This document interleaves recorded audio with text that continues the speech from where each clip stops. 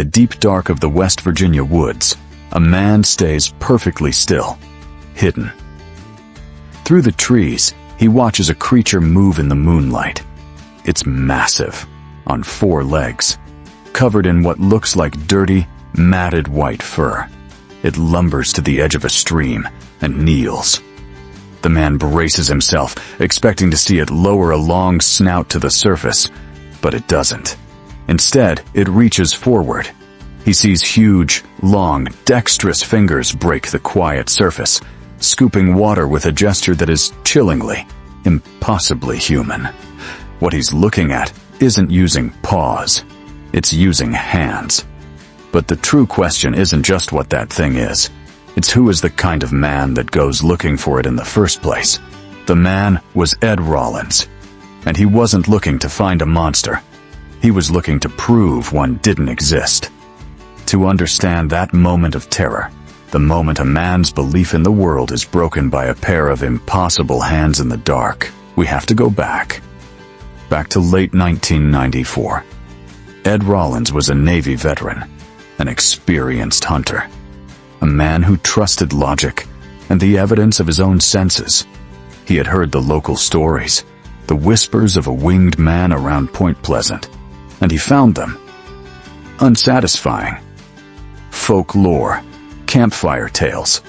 So he decided to conduct an experiment. His mission was simple, almost elegant in its design.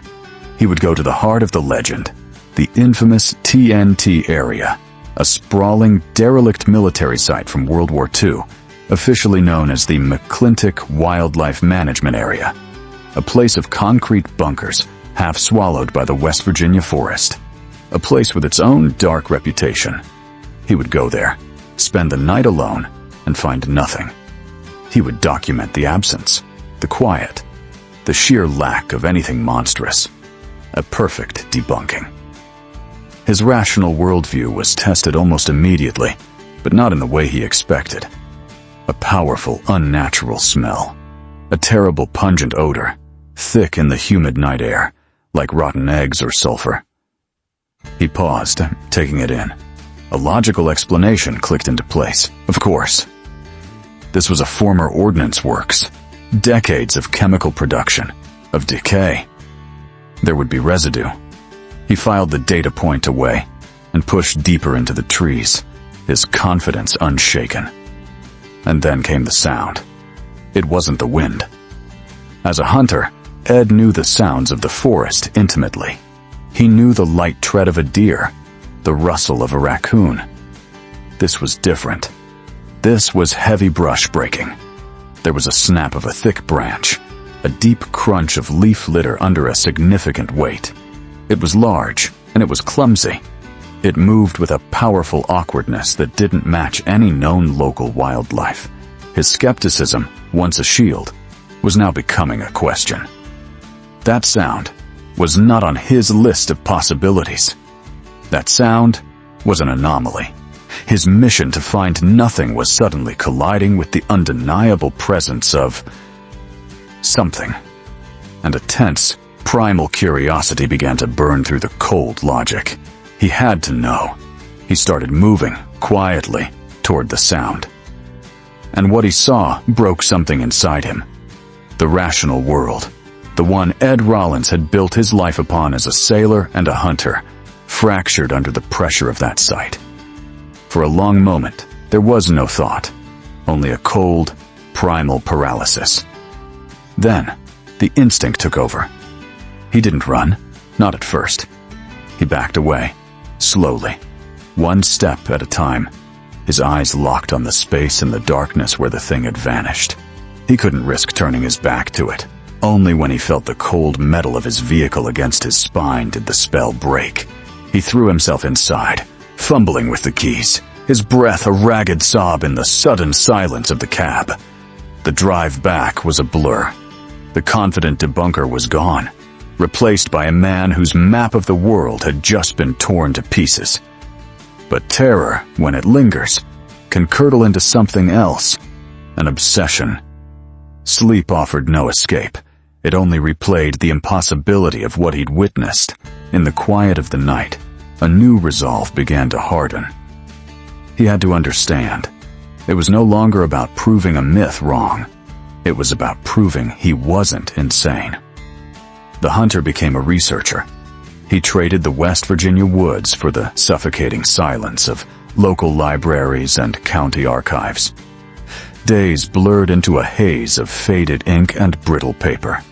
His hands, once steady enough to hold a rifle sight on a distant target, now trembled slightly as he scrolled through years of microfiche, searching for any mention, any story that echoed his own. His search felt fruitless, a descent into forgotten history. He was looking for a ghost in a graveyard of paper. And then he found it, tucked away in a 1929 issue of a local newspaper. A small article, easy to miss. But the headline caught his breath. It was about a coal miner, a Croatian immigrant named Frank Kosal. As Ed read, the dusty archive around him seemed to fade away. The low hum of the fluorescent lights replaced by the sound of crickets on a cool autumn night, 65 years in the past. We're on a dark forest path. A man is walking home, his shoulders slumped with the fatigue of a long day underground, unaware that he is being watched from the trees. The report stated that Frank Kosal was ambushed. He claimed a huge, shaggy white beast had charged him from the woods, tackling him to the ground. He fought back. He described a desperate, violent struggle, a wrestling match with this impossible creature. He said he kicked and punched, fighting for his life against its sheer weight and power. But here, at the end of the article, was the detail that made the blood in Ed's veins run cold. When other miners found Kosal, shaken and terrified on the side of the path, they examined him. There were no marks, no scratches, no cuts, no bruises. Despite the furious battle he described, his body was completely unharmed. It was as if he had been attacked by a phantom. Ed Rollins stared at the glowing screen of the microfiche reader, the words blurring. The creature wasn't just an animal. It was a paradox, a physical force that left no physical trace.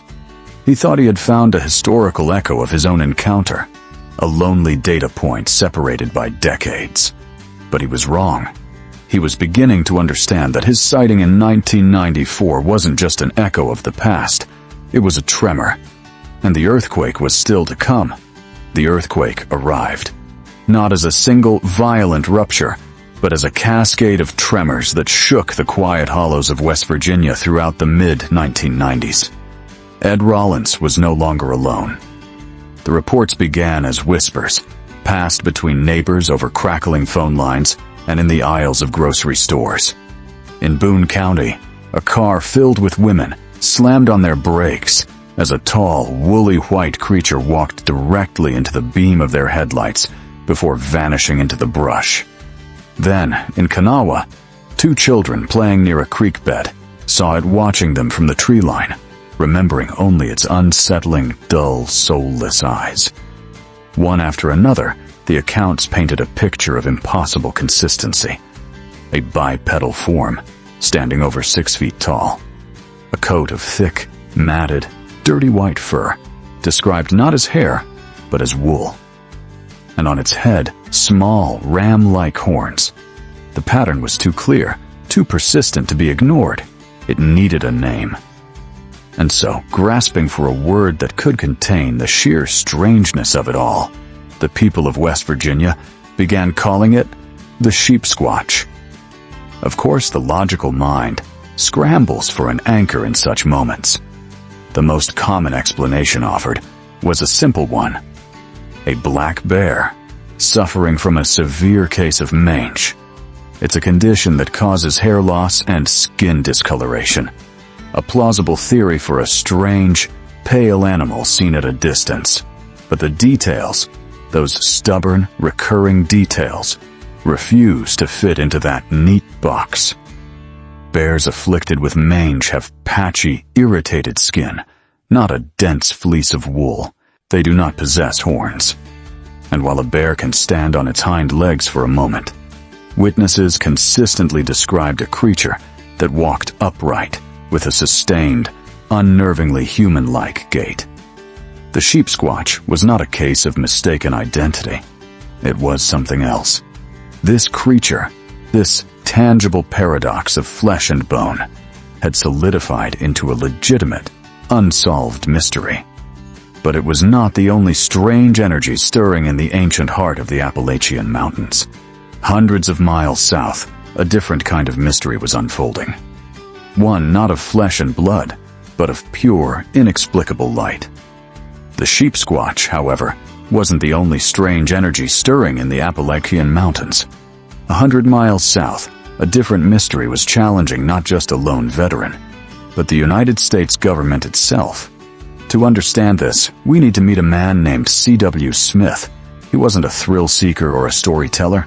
He was a federal officer for the U.S. Forest Service in North Carolina.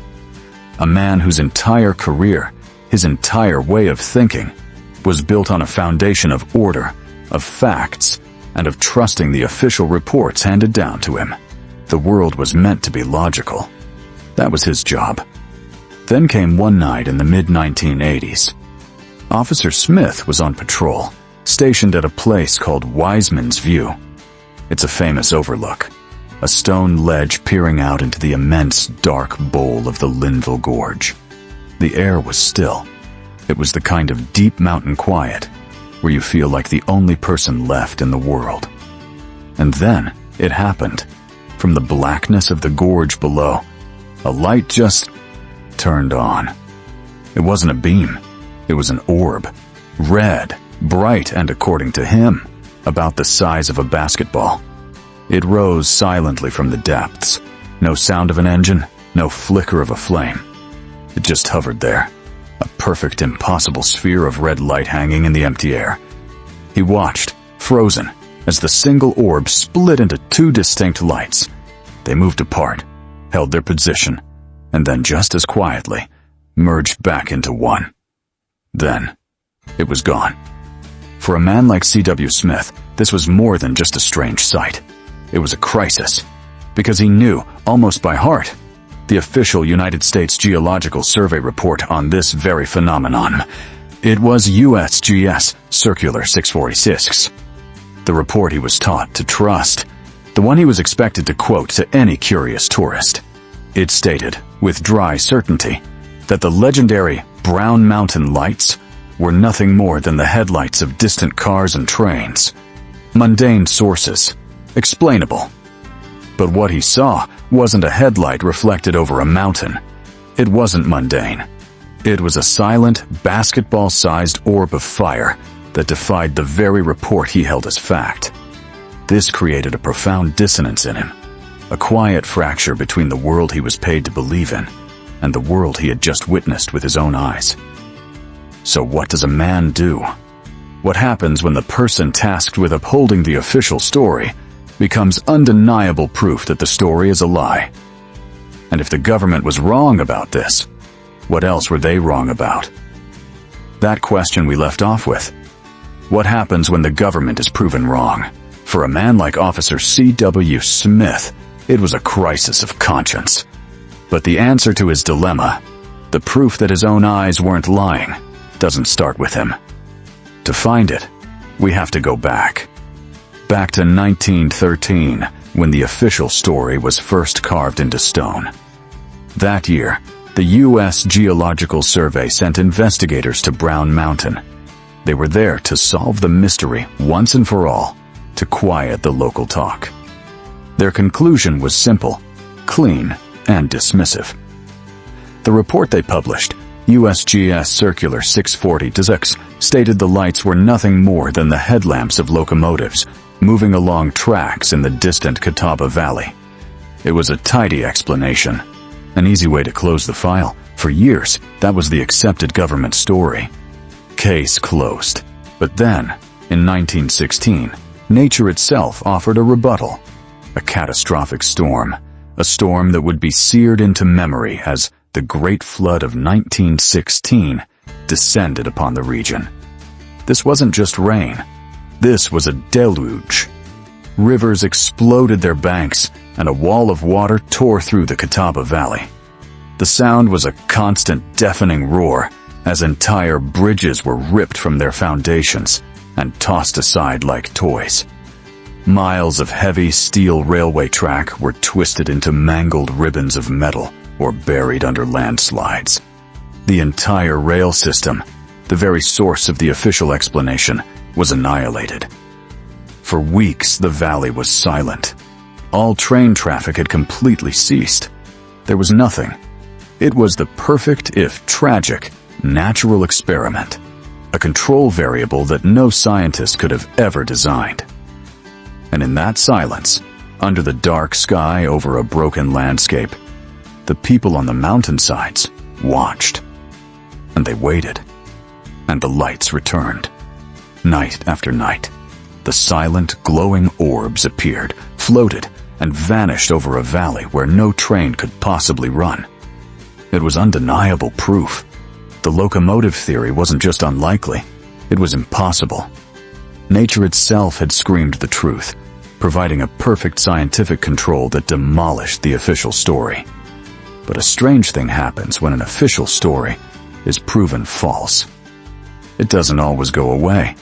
The debunked train theory, a known lie, lingered in government files for decades. The truth was just ignored. It would take nearly a century for science to truly return to Brown Mountain.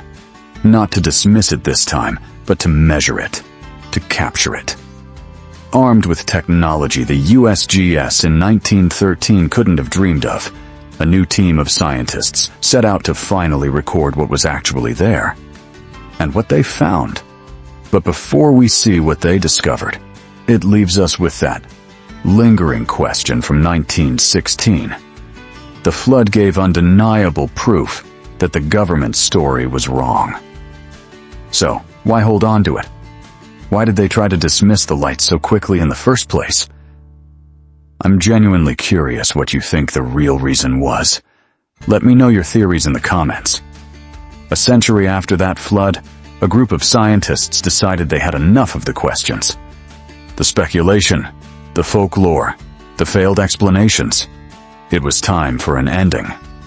A team from Appalachian State University set out to do what no one had successfully done for over 100 years, to capture definitive, empirical proof of the Brown Mountain lights. The plan was elegant in its simplicity. They weren't going to rely on human eyes. They installed 2 automated scientific-grade cameras at 2 completely different locations, both aimed at the dark ridges of the mountain. If anything appeared, and it was captured by both cameras at the exact same instant, it would be undeniable. It wouldn't be a headlight, a campfire, or a trick of the lens. It would be real. And so, the vigil began. The cameras rolled, night after night, week after week, and for months, the project was defined by a single, crushing reality: failure. The team had to review the footage, all of it. Imagine a researcher, sitting alone in a lab late at night, the only light coming from a monitor.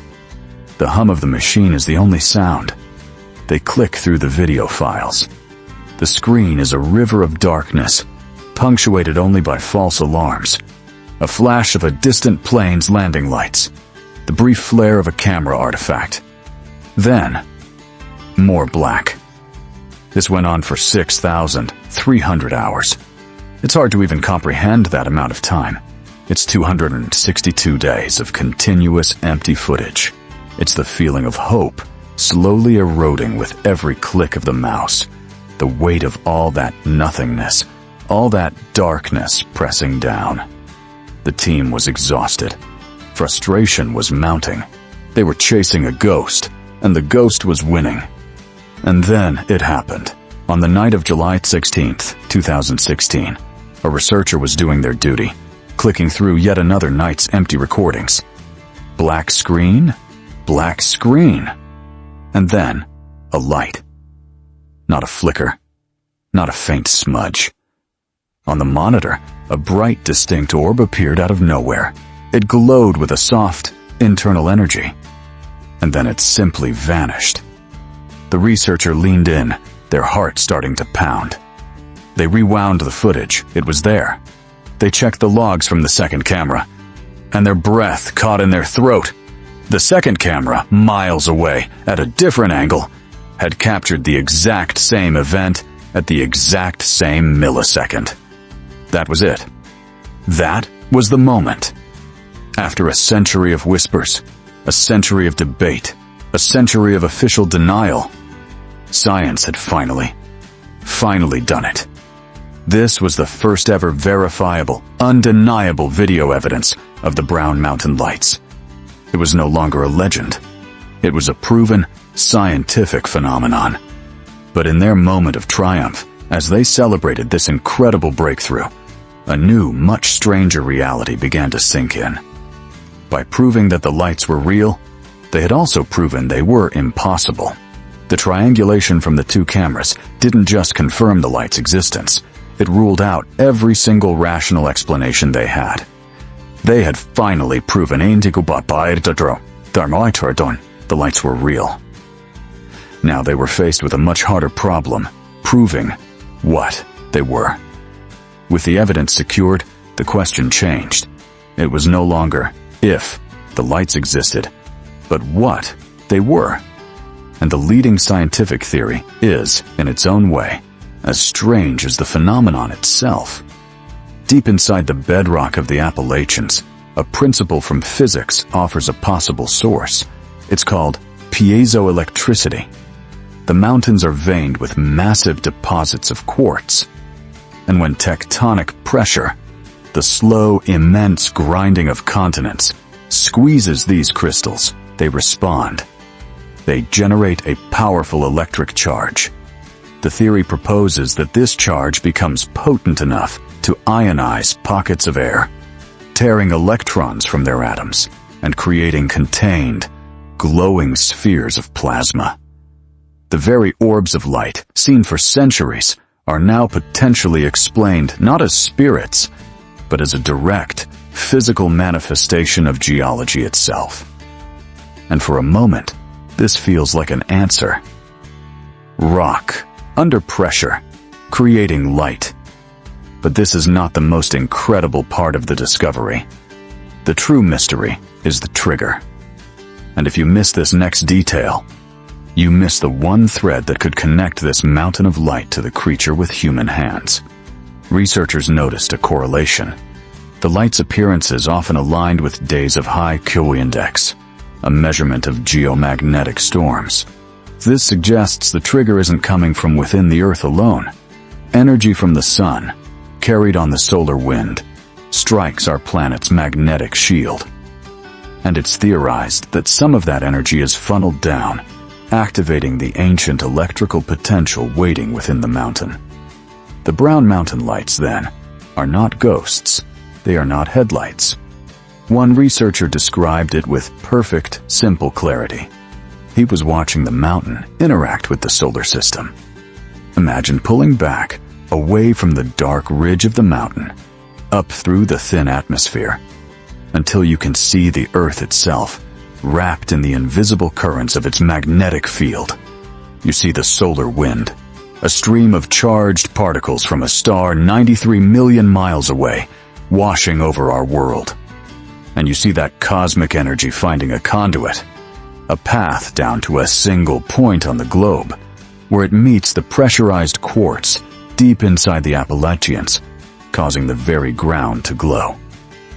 We are left with two seemingly separate truths: a geological light show, powered by the Earth and triggered by the sun, and a biological anomaly, a creature that seems to hold the hands of a man and the form of a beast. Are they two distinct mysteries, unfolding by chance in the same ancient mountains? Or are they two faces of the same unseen energy? Profound Appalachian mysteries. A creature of impossible biology, and a mountain that breathes light. For centuries, we have treated them as separate stories, separate truths. But what if they are not? What if the real story is that they are simply different expressions, different frequencies of the same underlying force? We know the immense piezoelectric energy locked within these mountains is powerful. We've seen how geological pressure can make quartz crystals bleed electricity, creating spheres of plasma that dance in the air. This is a known, if poorly understood, phenomenon. Now, picture the two images. The creature, solid and breathing by the stream, its muscles thick, its hands eerily human. And then, the silent, weightless orb of light hovering over the ridge. One appears as biology, the other as physics. But could such an immense, concentrated energy, under a unique and violent surge, do more than just glow? Could it momentarily cross a threshold? Manifest not just as light, but as a temporary, physical form. A shape that appears solid, can fight back against a man with terrifying strength, and yet, ultimately, leaves no biological trace. Like a ghost in the archives, it exists, and then it doesn't. The Sheepsquatch and the Brown Mountain Lights may be two faces of the same ancient, unseen power, embedded in the very rock beneath our feet. A force that serves as a quiet, humbling reminder. It tells us that our maps of science are still incomplete, and that there are profound, living energies moving just beneath the surface of our world. There are more stories like this, hidden in the quiet places. To continue exploring them with us, subscribe and turn on notifications. The journey into the unknown has just begun.